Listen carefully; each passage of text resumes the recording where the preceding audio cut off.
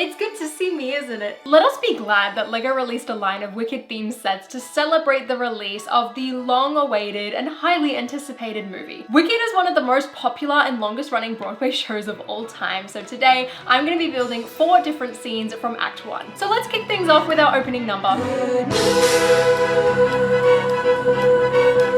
She's dead.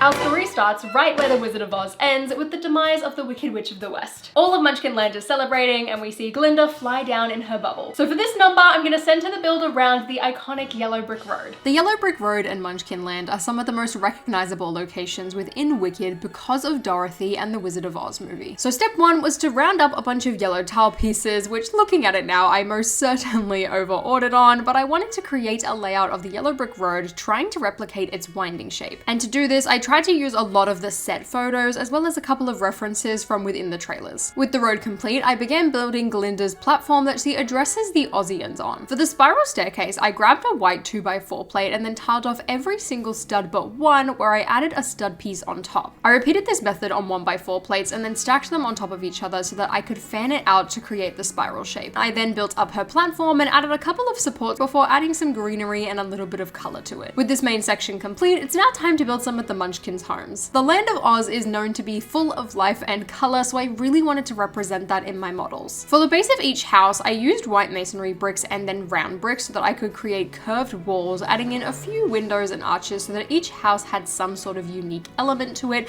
and then they looked different from one another. I then added a variety of bright colors in the accents and the roofs of each house and placed them around the outskirts of the build. Lastly was to populate Munchkin Land and create the feeling of celebration. For this, I ended up using a wide variety of different minifigures from my LEGO Harry Potter collection, focusing on trying to use colors and unique outfits so that they match the environment. Lastly, I needed to add Glinda the Good. I found this big pink dress piece from this collectible minifigure, which was the perfect shape, however the print just wasn't right. So I might have done a little bit of an LEGO building technique and tried my best to remove the print to make it clean and perfect. Lastly was to give her hair, crown, and staff from the official LEGO Wicked sets, and then the build was complete. Now that we're done with Oz, I've decided that the dorm rooms are going to be my new project. You really don't have to do that. I know.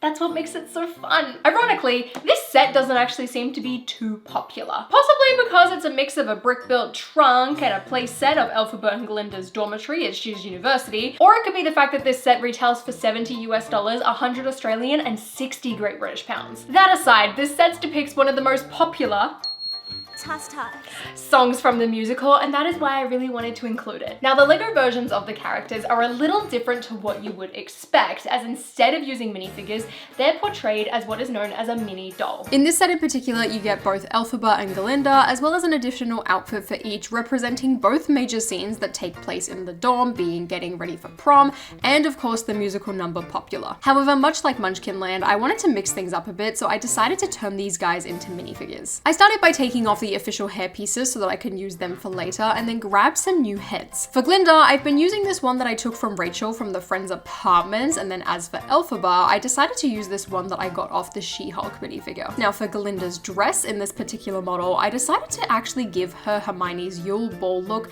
as the tulle felt very Glinda to me. Elphaba, on the other hand, it was a little bit harder to find an outfit that matched. But luckily I had these Bellatrix Lestrange torsos lying around, and I feel like this was a perfect substitute. With the figures done, it's time to take a look at the dorm room itself, which is completely filled with Glinda's stuff. Scattered throughout the set, there is a variety of boxes that feature a big gold G on them and make the room feel very fittingly pink. Whilst this set is missing the balcony and chandelier, I feel like LEGO did a great job at depicting this room, especially given the constraint they had of making it inside of a trunk. So with Elphaba's makeover underway, it's time to make our way to class. The majority of Act 1 focuses on Elphaba and Glinda's time at Shiz University together, where Madame Morrible takes great interest in Elphaba and her powers, taking her on in private lessons. Another prominent professor, however, is none other than Dr. Dillamond. Dr. Dillamond may appear like a minor character, but is actually a major aspect in the core plot of Wicked. But most importantly, he is a major aspect in Elphaba's character arc. So with all that in mind, I really wanted him and his classroom to be the next build. In the Broadway musical, due to it being a stage production, he is depicted as half human, half goat hybrid.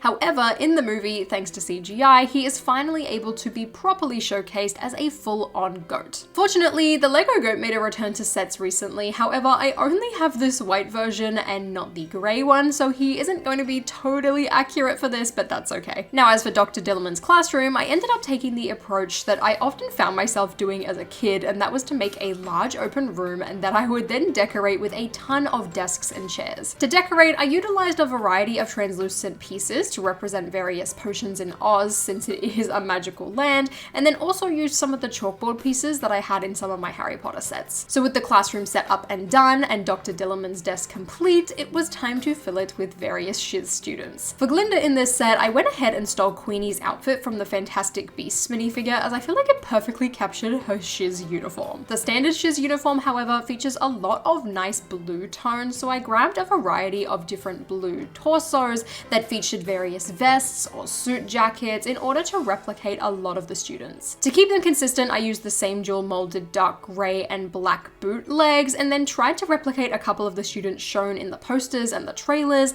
and then made a bunch of customs for the rest, filling out the classroom as much as possible. For Elphaba's outfit, I modified these goblin torsos, as I feel like that torso print looked pretty similar to her dress, and then just gave her some plain black legs. Lastly, I really wanted to add Fiyero, Boq, and of course Nessa Rose. Fiyero is the love interest of this story and is a massive troublemaker at Shiz. They made him as an official figure, which I ended up using as a reference for what colors I should include, and much like my custom Glinda and Elphaba, reused the hairpiece that Lego chose. Boq, on the other hand, I got to create from the ground up. I used this poster of Ethan Slater as Boq as a reference and used some grey legs, and then modified Ron Weasley's Yule Ball outfit, gave him his very classic satchel, and then ended up using one of the Weasley heads and this bright curly orange hairpiece in order to complete him. For Nessa Rose, I used the same style of hairpiece that they did in the official minifigure, as well as the same skin tone by using this Cho Chang face. And then I put her in this brown wheelchair, as I feel like this was the closest that I had on hand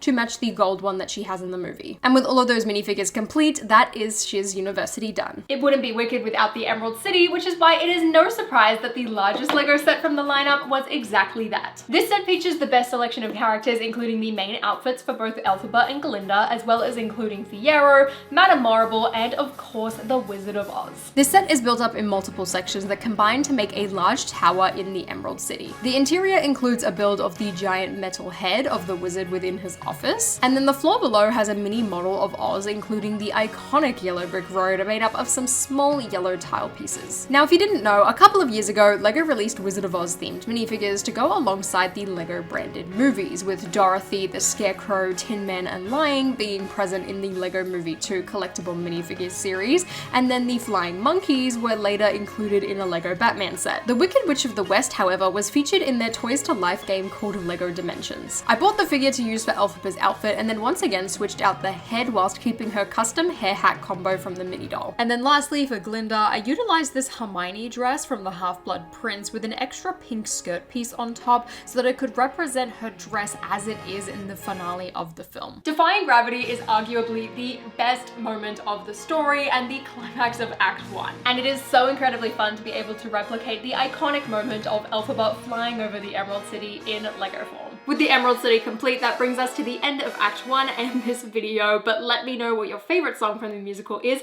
and if you enjoyed, consider subscribing down below, and until next time, I've gotta go.